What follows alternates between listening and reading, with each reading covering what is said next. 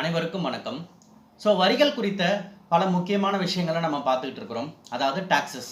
Taxes அப்படிங்கிறத நம்ம 2 கேட்டகரைசேஷனில் பிரிப்போம்.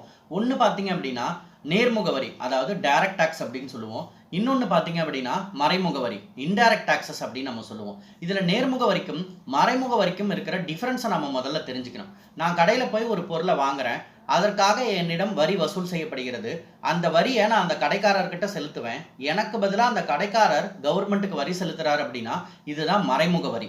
அதுவே நேர்முக வரி என்பது என்னுடைய வரிக்கு நான் தான் பொறுப்பு, என்னோட வரியை நான் தான் செலுத்தணும் அப்படிங்கிற அந்த ஒட்டுமொத்த பலுவுமே என் மீதே வந்து விழும் பொழுது நான் எதெல்லாம் நேரடியாக செலுத்துவதற்கு நானே ரெஸ்பான்சிபிலிட்டி எடுத்துக்கிறனோ, it has an individual responsibility. அந்தந்த தனிப்பட்ட நபர் தான் அதற்கு பொறுப்பு. இதற்கு எடுத்துக்காட்டு அப்படிங்கிறது நம்முடைய வருமான வரி. வருமானத்திற்கு நாம் ஈட்டக்கூடிய வருமானத்திற்கு ஒரு குறிப்பிட்ட தொகையை வரியாக செலுத்துகிறோம். அதை செலுத்தக்கூடிய முழு பொறுப்பும் அந்த ஒரு தனிப்பட்ட நபரையே சாரும். அதுதான் டைரக்ட் டாக்ஸ், அதாவது நேர்முக வரி என்று அழைக்கின்றோம்.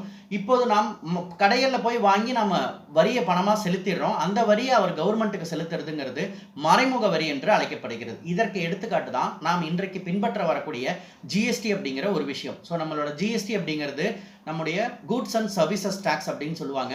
1 ஜூலை 2017 இருந்து இது நடைமுறையில் இருக்குது.